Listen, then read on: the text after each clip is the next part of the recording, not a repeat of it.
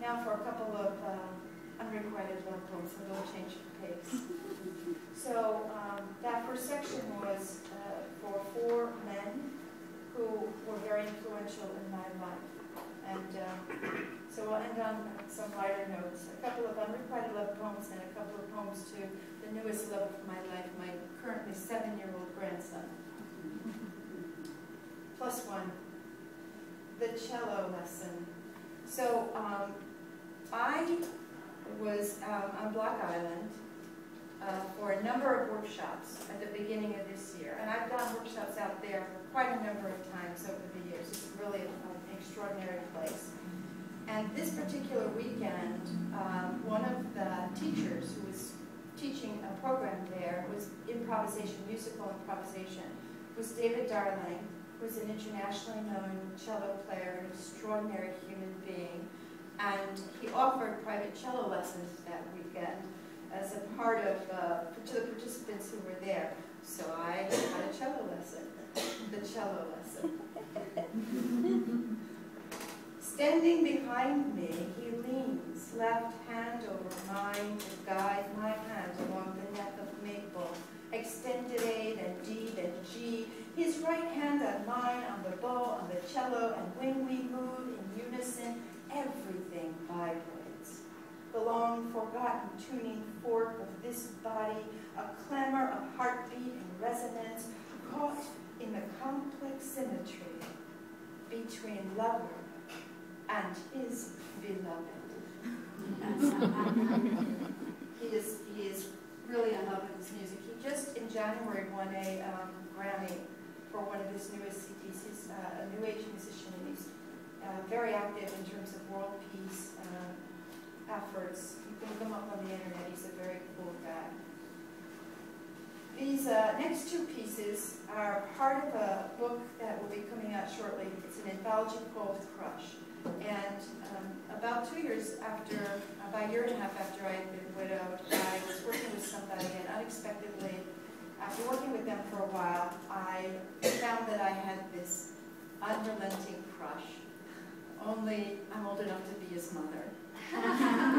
So I had to figure out something to do with it, and of course poetry is always a good vehicle for working through the things that we have to work through as part of our human experience. So 2 poems. The first one is called Crush. It's the title poem from the anthology.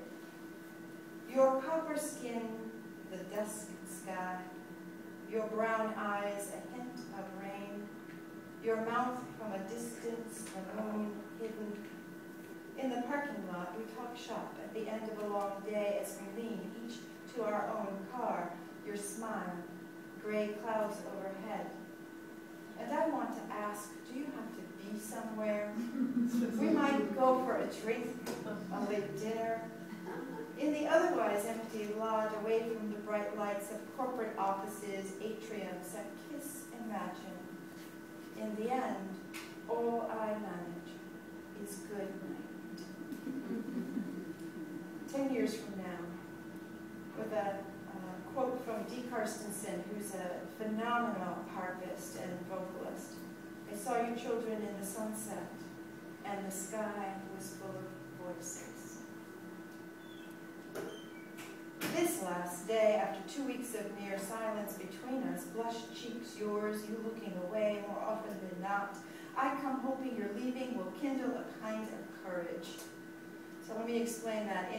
He went back to India, and in his culture, more often than not, Indian men will not marry outside of their culture, so a white woman is definitely like taboo.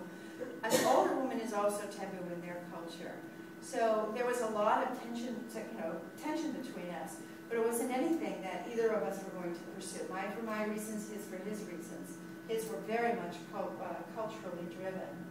Nervous, awkward, you manage only goodbye, and I would wish you a life of joy. I would say, if only I were 10 years younger, I would stare into your brown eyes, query, how can you say nothing more after all these months, but you are not alone. And reaching for me or running behind me as I walk away would put too much at stake for both of us. 10 years from now, it will matter, I suppose, that I am older. Children that have your eyes, your smile, children I cannot give you, will run to the top of some hill some spring evening, and you will touch a warm hand that isn't mine. And like you, the sky will hold its tongue. And lastly, I'm going to end with 2 poems about my current favorite person on the planet. Grandson. Named for no one, his name is Angel. Named for no one, Angel beats translucent wings as he circles the bright kitchen of my otherwise solitary dwelling. He is 5, afraid of the dark, stays close at night, fearful of being abandoned again, flings himself at the window screen of my heart, hands wrapped tight around my neck when I reappear at the end of his long day of math, gym, art, reading, penmanship, recess, latchkey with classmates in the emerald green of his not-so-innocent youth.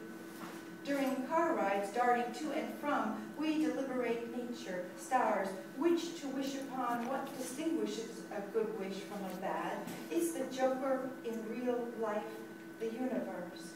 His father in prison, uses of packing tape. What happens when you die? How to make a movie about a 5-year-old.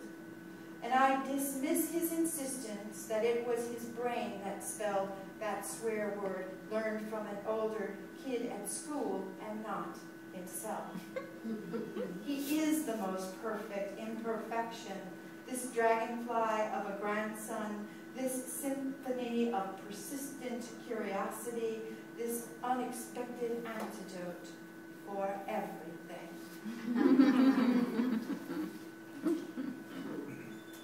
So I raised him most of his life.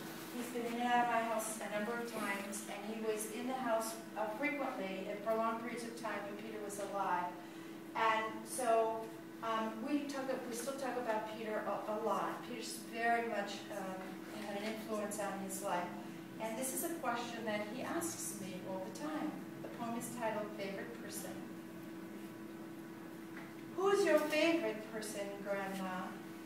And while I consider whether or not this is a must answer truthfully question, he answers the question himself. Grandpa, right? Right, and you, Angel, are my other most favorite person in the world. Daily he queries me, daily he asserts, you're my favorite grandma. I'm going to live with you forever. Such a long time.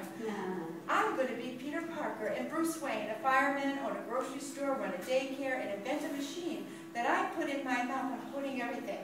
That I put in my mouth, and it will suck all the junk food out of my stomach so I won't get fat.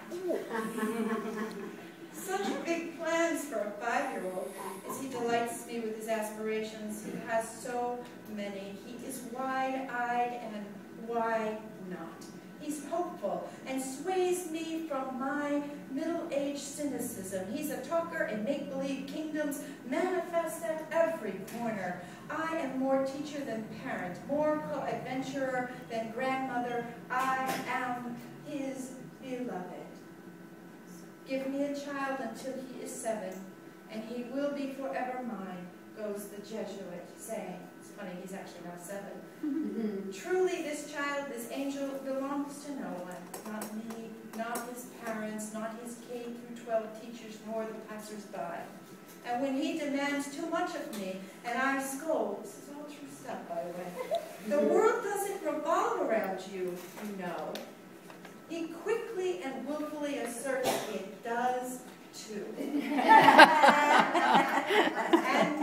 it does. Who is your favorite person, Grandma? Give me a child until he is 5, and I will be